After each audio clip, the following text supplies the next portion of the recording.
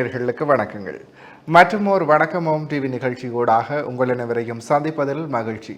இன்றைக்கு புலர்ந்திருக்கக்கூடிய பொழுதானது அனைவரது வாழ்விலும் மங்களமும் சுபீட்சமும் நல்ல பல காரியங்கள் நடைபெறக்கூடிய நல்லதோர் நாளாக அமைய எல்லாம் வல்ல இறைவனை பிரார்த்திப்பதோடு இன்றைய தினத்திலே பல்வேறு சுப காரியங்களில் ஈடுபட்டு கொண்டிருக்கக்கூடிய நேயர்கள், சொந்தங்கள், உறவுகள் அனைவருக்கும் ஓம் தொலைக்காட்சி சார்பாக வாழ்த்துக்களையும் கூறிக்கொண்டு இன்றைய நிகழ்ச்சியினுடைய முதற் பகுதியான இன்றைய நாள் தொடர்பான தகவல் பகுதியுடன் இணைந்திருக்கலாம்.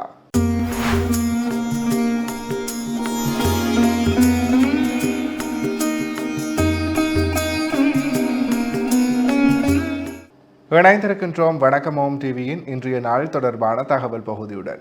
இன்றைய நாளினுடைய நல்ல நேரங்களாக இன்று காலை 7:30 மணி தொடக்கம் 8:30 மணி வரை, பின் மதியம் 3:30 மணி தொடக்கம் 4:30 மணி வரை, ராகு காலமாக இன்று மாலை 4:30 மணி தொடக்கம் 6 மணி வரை, ஏமகண்டமாக இன்று மதியம் 12 மணி தொடக்கம் 1:30 மணி வரை. அடுத்து சூரியோதயத்தை பார்க்கலாம். இன்று காலை 6:35க்கு இன்றைய நாளினுடைய சூரியோதயம் இடம்பெற்றிருக்கின்றது. திதியாக இன்று அதிகாலை 5:13 வரை சஷ்டி திதியும் பின்பு சப்தமி திதியும் நிலவுகிறது. இன்றைய நாளிற்குரிய நட்சத்திரங்களாக இன்று அதிகாலை 4:53 வரை சித்திரை நட்சத்திரமும் பின்பு சுவாதி நட்சத்திரமும் நிலவுகிறது. அடுத்து இன்றைய நாளிற்குரிய சந்திராஷ்டம நட்சத்திரங்களை பார்க்கலாம். இன்று அதிகாலை 4:53 வரை பூரட்டாதி நட்சத்திரமும் பின்பு உத்திரட்டாதி நட்சத்திரமும் நிலவுகிறது. பூரட்டாதி மற்றும் உத்திரட்டாதி நட்சத்திரத்தில் உள்ளோர் செய்கர்மங்கள் யாவற்றிலும் நிதானத்துடனும் பொறுமையுடனும் செயலாற்றல் சிறப்பு. எனவே நேயர்களே, இவைதான் இன்றைய நாள் தொடர்பான தகவல் பகுதிகள் ஆகும். தொடர்ந்தும் வணக்கம் ஓம் டிவி நிகழ்ச்சியினுடைய அடுத்த பகுதியான இன்றைய நாளிற்குரிய நற்சிந்தனை பகுதியுடன் இணைந்திருக்கலாம்.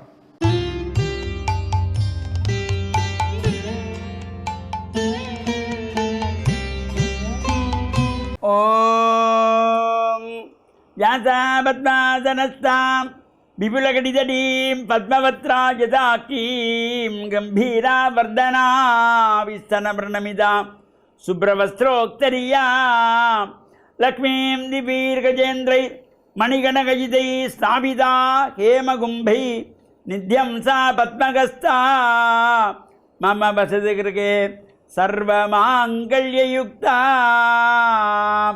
ஓம் மகாலக்ஷ்மீ ச வித்மஹே விஷ்ணுபத்னி ச தீமஹி தன்னோ லக்ஷ்மி பிரச்சோதயாத். ஓம் நமச்சிவாய.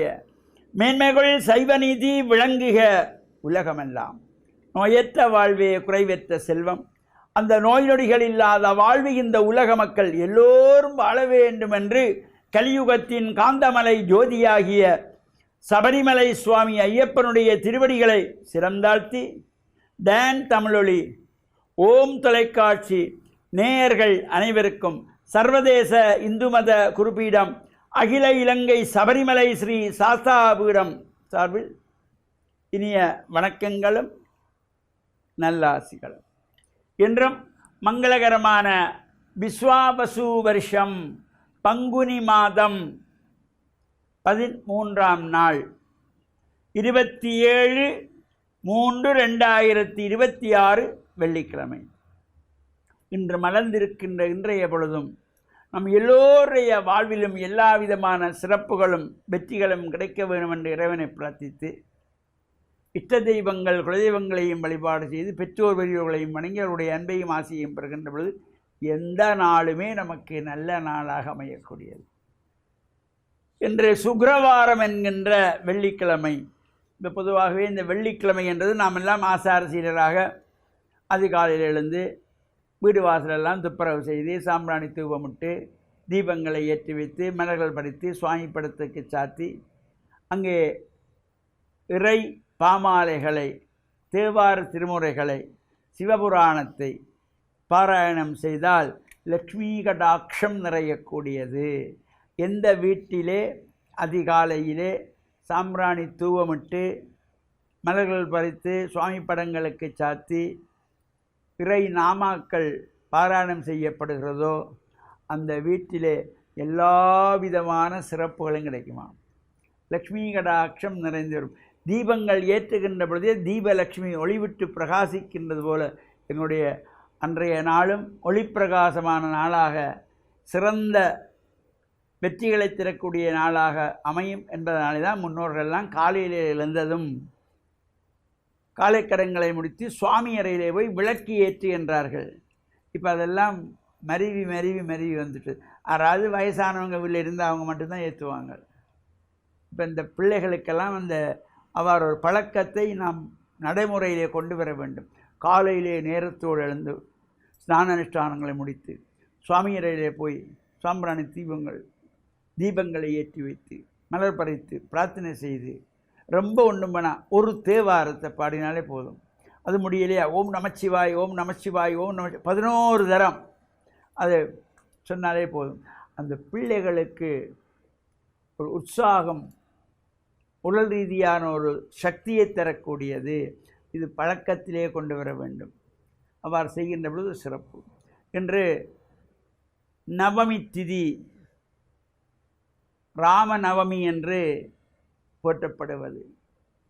இந்த ஒரு சமயம் இந்த திதிகள் பிரதமை, துதியை, திருதியை, சதுர்த்தி, பஞ்சமி, சஷ்டி, சப்தமி, அஷ்டமி, நவமி, தசமி, ஏகாதசி, துவாதசி, திரியோதசி, சதுர்த்தசி என்கின்ற இந்த திதிகளுக்குள்ளே இந்த அஷ்டமிக்கும் நவமிக்கும் ஒரு சந்தேகம் வந்ததாம். இறைவனிடத்தில் போய் கேட்டதாம், சுவாமி இந்த எத்தனை திதிகள் இருக்கிறது? 15 திதிகள். அதில் இந்த அஷ்டமி நவமி ஆகிய எங்கள் இருவரையும் எல்லோரும் ஒதுக்கி வைக்கிறார்கள். எங்களுக்கும் ஒரு விமோசனம் வேண்டாமா? விமோசனம் தாருங்கள் என்று கேட்ட பொழுது இறைவன், கவலையை விடுங்கள், உங்களுடைய திதிகளிலும் 2 பேர் இருக்கிறார்கள். அவர்களை எண்ணி இந்த பிரார்த்தனைகள் விழாக்கள் நடைபெறும். உங்களுடைய திதி அங்கே முக்கியத்துவம் பெறும். அதனால தான் ராமன் பிறந்தது நவமி திதி, ராம நவமி எல்லோரும் கொண்டாடுவார்கள். கிருஷ்ணன் பிறந்தது கிருஷ்ண அஷ்டமி, அஷ்டமி திதியை எல்லோரும் கிருஷ்ணாஷ்டமி என்று, கோகுலாஷ்டமி என்று கொண்டாடுகின்ற சிறப்போடு உங்கள் இருவருடைய குறைகளும் தீர்க்கப்படும் என்று இறைவன் ஆசி வழங்கினானாம். அந்த வகையில் இன்று ராம நவமி என்று போற்றுகின்ற இந்த திதியிலே விஷ்ணுவாலயங்களிலே அமர்ந்திருக்கின்ற ராமர் சன்னிதானத்திலும் பிரார்த்தனைகள் செய்து இறையருளையும் பெற்று மண்ணில் நல்ல வண்ணம் வாழவும் ராமாயணத்தை பாராயணம் செய்யக்கூடியவர்களும் பாராயணம் செய்து கொள்ளலாம். இறையருளும் குருவருளும் பூர்ணமாக கிடைக்க டான் தமிழொலி ஓம் தொலைக்காட்சி நேயர்கள் அனைவருக்கும் சர்வதேச இந்து மத குருபடத்தின் சார்பில் நல்ல ஆசிகளை கூறிக்கொள்வதில் மன மகிழ்வு கொள்கிறோம். சர்வே ஜனாகாம் சுகினோ பவந்து சமஸ்தசன் மங்களானி சந்த். இன்றைய நாளைக்குரிய நற்சிந்தனை பகுதியை சிறப்பாக வழங்கிய ஆன்மீக அருள்ஜோதி ஸ்ரீ ஐயப்பதாச சாம்பசிவ சிவாச்சாரியார் ஐயா அவர்களுக்கு நன்றிகள். தொடர்ந்தும் நிகழ்ச்சியிலே இன்றைய நாளைக்குரிய ராசி பலன் பகுதியுடன் இணைந்திருக்கலாம்.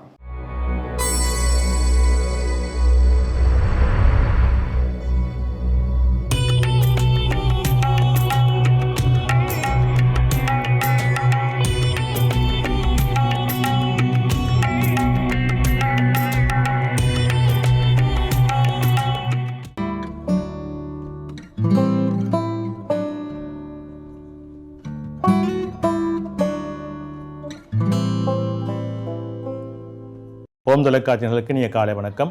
இன்றைய நாள் 27/3/2026. மேடராசி, அஸ்வினி, பரணி, கார்த்திகை ஒன்று கொண்டவங்களுக்கு இன்றைய நாளே மந்த நிலைகள் இருக்கும், தடைகள் இருக்கும், உடல் உபாதைகள் இருக்கும், திடீர் செலவுகள் இருக்கும், நிதானம் தேவை. இடவராசி, கார்த்திகை 2, 3, 4, ரோகிணி, மிருகசிடம் 1, 2 கொண்டவங்களுக்கு இன்றைய நாளே சற்று சிரமங்கள் இருக்கும், காரியங்களிலே இழுபறிகள் இருக்கும், உறவினர் மூலமாக பிரச்சனைகள் இருக்கும், பொறுமையோடு செயல்பட வேண்டும். மிதுனராசி, மிருகசிடம் 3, 4, திருவாதிரை, புனர்பூசம் 1, 2, 3 கொண்டவங்களுக்கு இன்றைய நாளிலே பிரச்சனைகள் இருக்கும், தடைகள் இருக்கும், எடுக்கின்ற முயற்சிகளிலே பொறுமையோடும் நிதானத்தோடும் செயல்பட வேண்டும். கடகராசி, புனர்பூசம் 4, பூசம், ஆயில்யம் கொண்டவங்களுக்கு இன்றைய நாளிலே வெற்றியும் மேன்மையும் உண்டு, நன்மைகள் உண்டு, அனுகூலமான சிறப்புகள் அமையும். சிம்மராசி, மகம், பூரம், உத்தரம் 1 கொண்டவங்களுக்கு இன்றைய நாளிலே நல்ல அனுகூலம் உண்டு, நல்ல மேன்மைகள் உண்டு, தொழில் சார்ந்த முன்னேற்றங்கள் மிகச் சிறப்பாக அமையும். கன்னிராசி, உத்தரம் 2, 3, 4, அத்தம், சித்திரை 1, 2 கொண்டவங்களுக்கு இன்றைய நாளிலே சிரமங்கள் இருக்கும், தடைகள் இருக்கும், காரியங்களிலே இழுபறிகள் இருக்கும், நிதானத்தோடு செயல்பட வேண்டும்.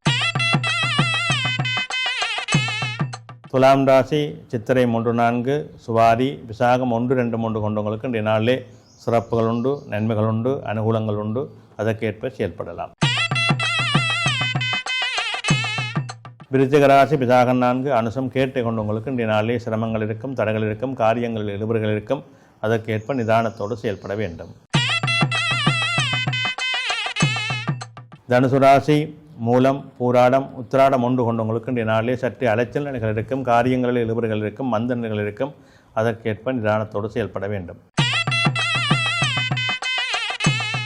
மகர ராசி உத்திராடம் 2-3-4, திருவோணம் அவிட்டம் 1-2 கொண்டவங்களுக்கு இன்றைய நாளிலே வெற்றியும் நன்மையும் உண்டு. தொழில் சார்ந்த முன்னேற்றங்கள் சிறப்பாக இருக்கும், பண வரவு திருப்திகரமாக இருக்கும். கும்பராசி அவிட்டம் 3-4, சதயம் புரட்டாதி 1-2-3 கொண்டவங்களுக்கு இன்றைய நாளிலே சற்று சிக்கல்கள் இருக்கும், தடைகள் இருக்கும், காரியங்களிலே இழுபறிகள் இருக்கும். அதற்கேற்ப பொறுமையோடும் நிதானத்தோடும் செயல்பட வேண்டும். மீனராசி புரட்டாதி 4, உத்திரட்டாதி ரேவதி கொண்டவங்களுக்கு இன்றைய நாளிலே சிரமங்கள் இருக்கும், தடைகள் இருக்கும், காரியங்களில் இழுபறிகள் இருக்கும். நிதானம் தேவை.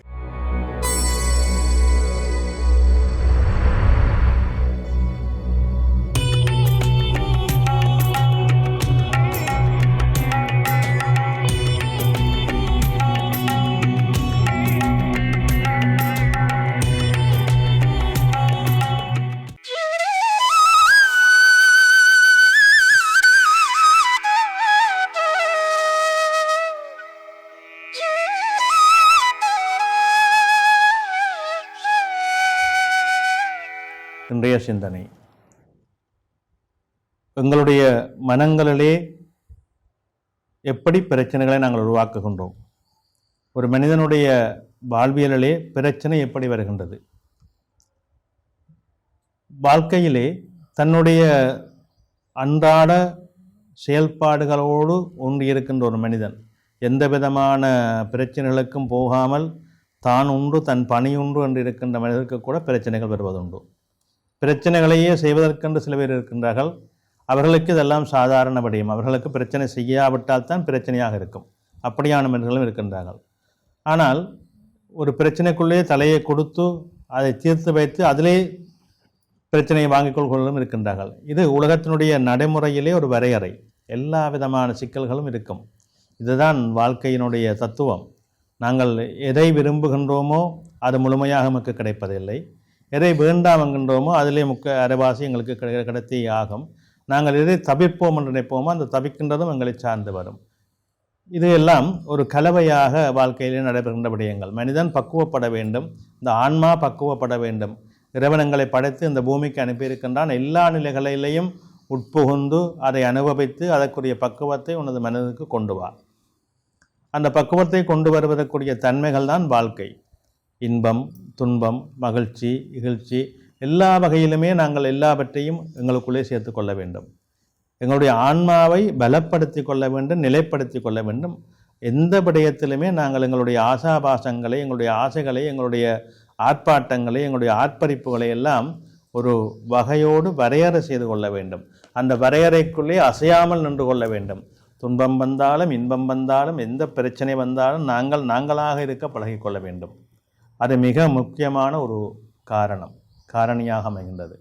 எம்மை நாம் சீர்படுத்தி கொண்டு நாங்களாக இருக்க பழகி கொண்டோமானால் இந்த பிரச்சனைகள் எல்லாம் சர்வசாதாரணமாகிவிடும். எங்களுக்கு மகிழ்வு வந்தாலும் சரி, இன்பம் வந்தாலும் சரி, அதை ஒரே நிலையிலிருந்து நாங்கள் வரவேற்க வேண்டும். அதே போல துன்பங்கள் அதிகம் வந்தாலும் துவண்டு விடாமல் அதே நிலையிலே இருந்து பழகி கொள்ள வேண்டும். எங்களுக்கு இறைவன் ஒரு வரையறையை வகுத்திருக்கின்றான். நாங்கள் எவ்வளவுதான் உச்சத்திலே இருந்தாலும், எவ்வளவுதான் சிறப்புகளை கொண்டிருந்தாலும், எவ்வளவுதான் வாழ்க்கையிலே நல்ல வகைகளை கொண்டிருந்தாலும் கர்மவினை என்பது எங்களை சார்ந்து அதற்குரிய பலாபலங்களை கொடுக்கும். எனவே நாங்கள் அதை உணர்ந்து செயல்படுகின்ற தன்மைகளை உருவாக்கி கொள்ள வேண்டும். அதை உருவாக்கி கொண்டு உள்வாங்கினோமானால் எல்லா வகையிலுமே எங்களுக்கு நன்மைகள் அமையும். அதிலே மாற்று கருத்து இருக்காது. நன்றி.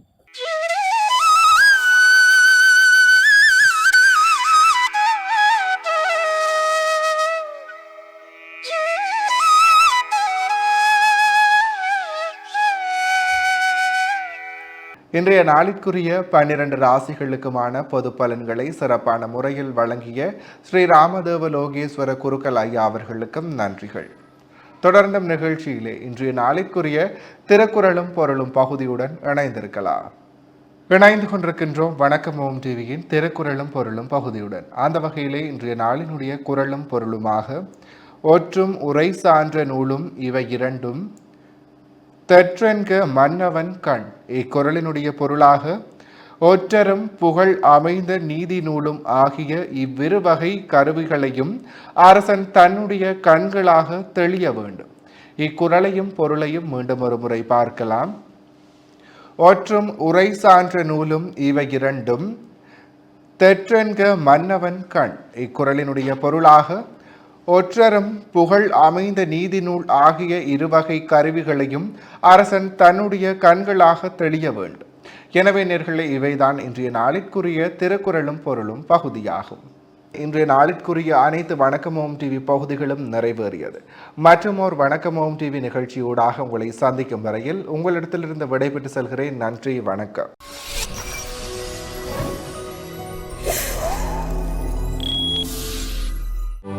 யாடியா T5L மகிழ்ச்சி நிறைந்த நீண்ட பயணத்திற்கு